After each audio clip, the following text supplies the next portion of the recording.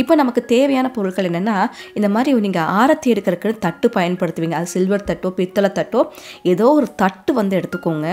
இந்த பரிகாரம் செய்யறதுக்கு வந்து எந்த ஒரு ரெஸ்ட்ரிக்ஷனும் கிடையாது.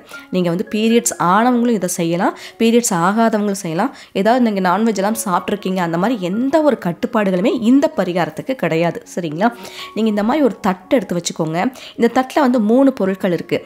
இதில் என்னென்னு பார்த்தீங்கன்னா, மஞ்சள், குங்குமம், கல்லுப்பு. சரிங்களா? அது வந்து தூள் கல்லுப்பு. இந்த 3 பொருட்களையும் இந்த மாதிரி ஒரு தட்டில் வந்து வச்சுக்கோங்க.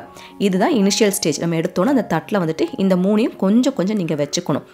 இப்போ நீங்கள் என்ன செய்யணும்னா, அப்படியே இது மேலே தண்ணி ஊற்றணும். இந்த தண்ணிங்கிறது நீங்கள் குடிக்காத தண்ணியாக இருக்கணும். நீங்கள் ட்ரம்மில் ஏதாவது தனியாக ஸ்டோர் பண்ணி வச்சுருப்பீங்கள்ல வீட்டில், நீங்கள் எதுக்காவது சாமி கும்பிட்றக்கு இல்லை தண்ணி தீந்துருச்சுன்னா எடுத்து ஊற்றிக்கலான்னு ட்ரம்மில் வச்சுருப்பீங்க தனியாக. அதுலேருந்து ஒரு சொம்பு தண்ணி, அதற்கு கம்மியாக இருந்தாலும் பரவாயில்ல, இந்த மாதிரி ஆரத்தி